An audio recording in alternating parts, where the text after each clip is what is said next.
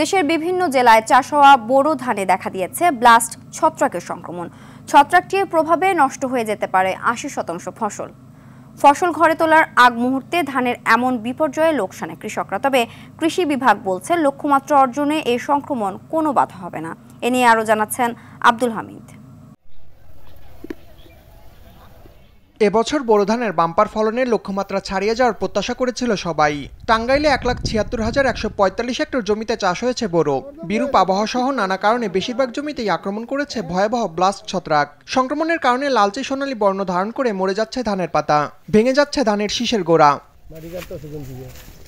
কৃষকদের অভিযোগ, রোগটি মোকাবেলায় সঠিক সময় পরামর্শ দেয়নি কৃষি বিভাগ। ধান মরে যেতেছে গা। ভরপুর কৃষি অফিসে কোনো লোকজন আমাকে এলাকায় এসে পরিদর্শন করে নাই। চাইল হয় ওই টাইমে মনে হয় আমাদের ওই ধানগুলা সব মরে গেছে। গত বছর এক বিঘার মধ্যে ধান হয়েছে 30 মণ 25 মণ, এবার 10 মণ হয় না। কৃষি বিভাগ বলছে ছত্রাকটির সংক্রমণে তেমন ক্ষতি হবে না। আমরা কৃষকদেরকে পরামর্শ দিয়েছি যাতে ব্লাস্টের জন্য তারা ছত্রাকনাশক স্প্রে করে। তো ম্যাক্সিমাম কৃষকই এটা শুনেছে। যেটা সামান্য জায়গা হয়েছে সেটা আমাদের ফলনে তেমন কোনো প্রভাব পড়বে না। হিলিতে বোরো ধানের ব্লাস্ট রোগের সংক্রমণ ভয়াবহ আকার ধারণ করেছে।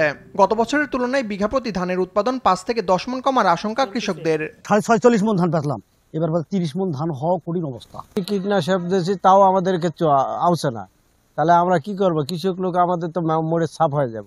পোকায় কাটে মনে করতে সব জরাজীর্ণ করে ফেলাইছে। এই বিষয়ে সব ধরনের পরামর্শ দেওয়া হচ্ছে বলে দাবি উপজেলা কৃষি বিভাগের। কৃষকদের মাঝে আমরা পরামর্শ দিচ্ছি যে তারা যাতে রুটিন মাফিক স্প্রেটা কন্টিনিউ করে, এবং এই স্টেজে আসলে এখন যেহেতু ম্যাক্সিমাম ধান আসলে আমাদের ফ্লাওয়ারিং থেকে আমাদের রাইপেনিং স্টেজে চলে এসেছে, সেখানে আসলে এই ধরনের কোনো আসলে ঝুঁকিও নেই। ছত্রাকটির সংক্রমণ রোধে মাটিতে জৈব সারের সুষম ব্যবহার, পর্যাপ্ত সেচ, আক্রান্ত জমির খড়কুটো পুড়িয়ে ফেলা ও সুস্থ গাছ থেকে বীজ সংগ্রহ করার পরামর্শ ধান গবেষণা ইনস্টিটিউটের।